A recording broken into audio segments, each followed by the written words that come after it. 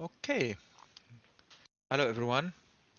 Um, I am Dr. Khaled Hasan, Associate Professor of Clinical Pharmacology. Um, we like to continue our presentation about adrenergic system or adrenergic agents, which is belong to the autonomic nervous system, as we discussed in the previous presentation. The sympathetic system originate from thoracic and lumbar regions from the spinal cord and consist of two main parts, the presynaptic neurons, postsynaptic neuron, which and they interact with each other with the ganglia, and the main receptor in the ganglia will be nicotinic receptor, and the mediator will be released from the postsynaptic neuron will be norepinephrine. Again, we need to maybe remember what type of hormone we have in the adrenal medulla. The main mediator there, epinephrine, which is called adrenaline, 80%, and the least amount will be 20% norepinephrine or noradrenaline. Okay, today we are going to speak about what type of receptor will be affected by this neuromediator, norepinephrine or epinephrine in a human or animal's body. Okay, moving to what we have there, and we discussed it already. Norepinephrine as a mediator, norepinephrine as a mediator stimulate two main part of receptor. Stimulate. Okay. Okay, stimulate alpha receptor and beta receptor. Beta receptor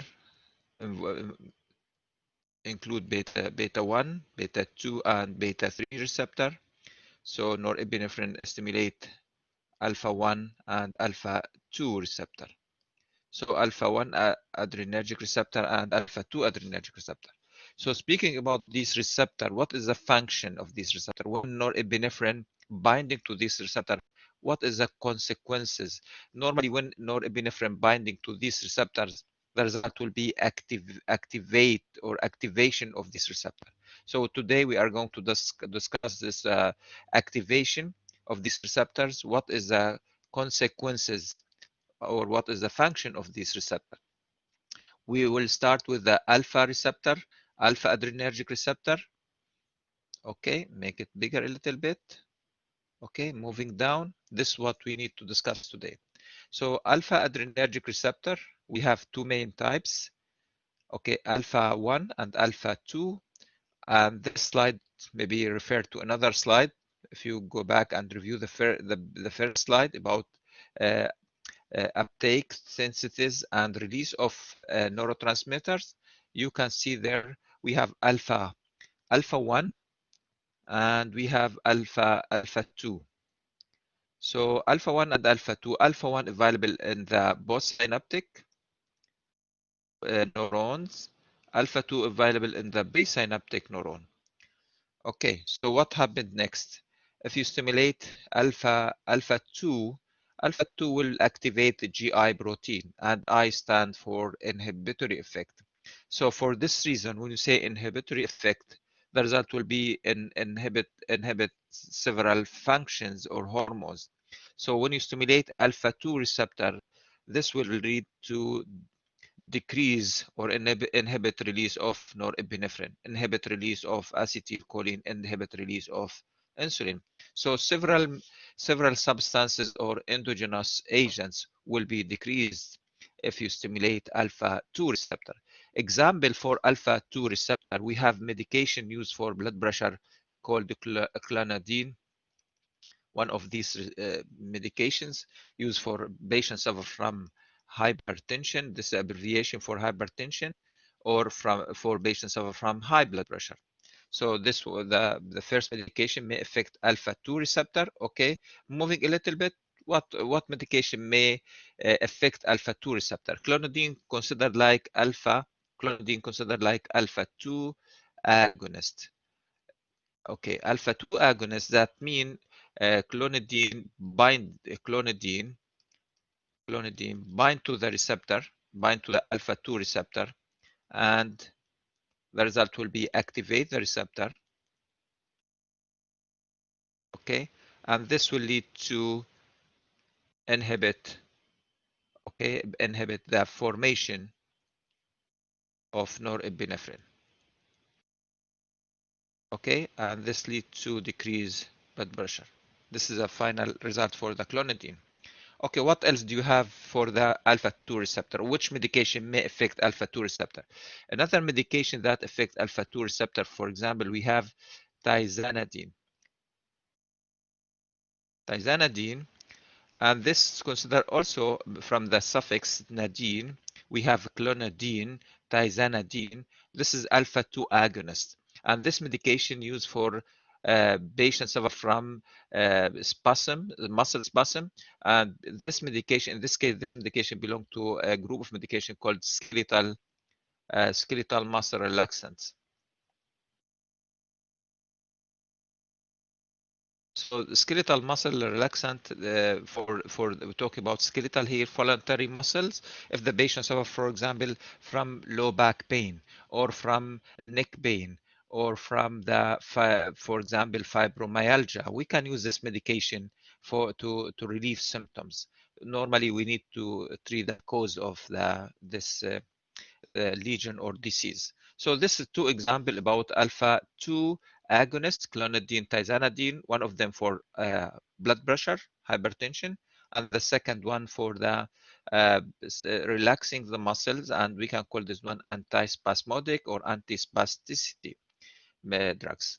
Moving to the alpha-1 receptor.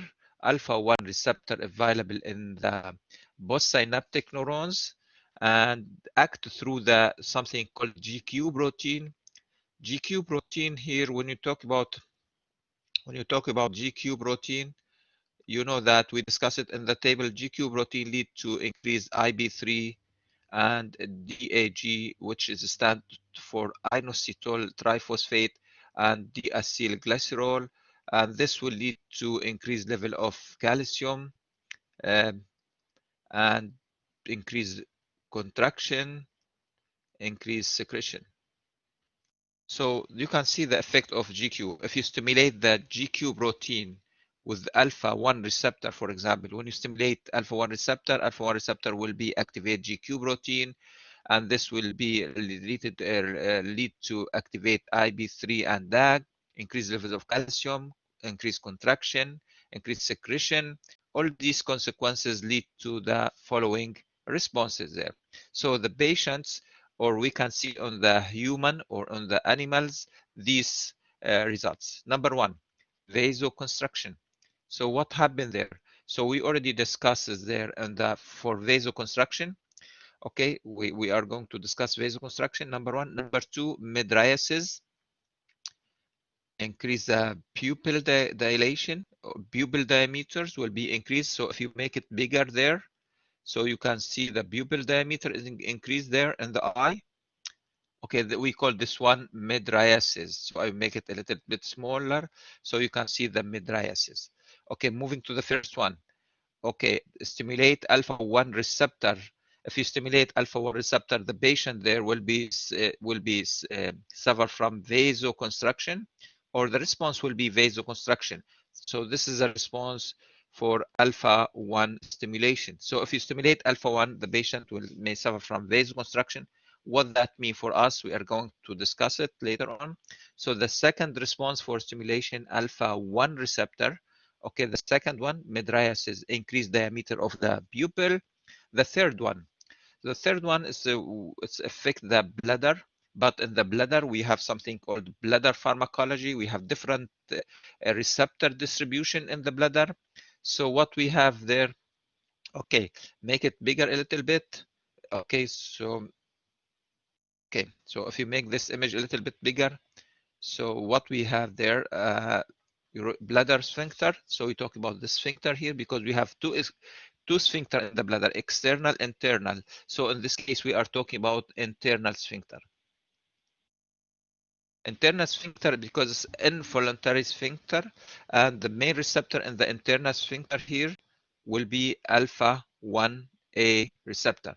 Alpha-1A receptors So the epinephrine will stimulate alpha receptor, will be stimulate alpha 1 receptor, and specifically alpha 1A receptor, and the result will be a contraction of these receptor, and the patient may suffer from urinary retention.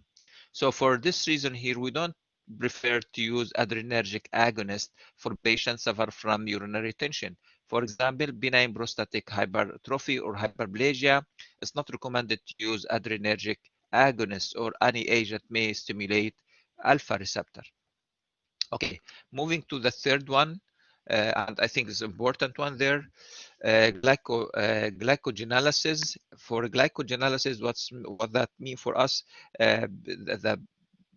The formation of a glucose will be increases, the synthesis of a glucose will be increases, and the patient may suffer from increased level of a glucose. So in this case, we don't prefer to use alpha agonist in patients suffer from diabetes.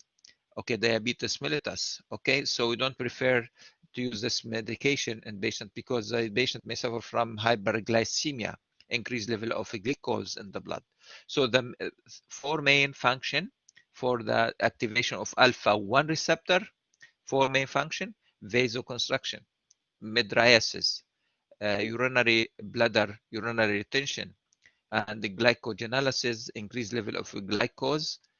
Okay, so this is the main function of alpha 1 uh, uh, receptors when you activate these receptors. So example for medication may activate alpha 1 receptor. So we have something called selective, non-selective. We are going to speak about that later on, but I will give you some example about medications may may affect alpha 1 receptor or activate alpha 1 receptor. Okay, example for medication may affect alpha 1 receptor. Okay, okay, medication. Medication stimulate alpha 1 receptor and considered agonists. So we talk about something. Okay, we can speak about alpha receptor. Okay, alpha 1 receptor, stimulate alpha 1 receptor. Okay, the main medication here, phenylephrine. Okay, phenylephrine stimulate alpha 1 receptor, and we are going to and available as eye drops or nose drops. And phenylephrine also available for IV for patients suffer from hypotension or orthostatic hypotension. Okay, thank you very much for your listening. And on our next lecture, we are going to continue speaking about effect of adrenergic receptor in the human body or on the animal lab experiment. Thank you very much and have a great day.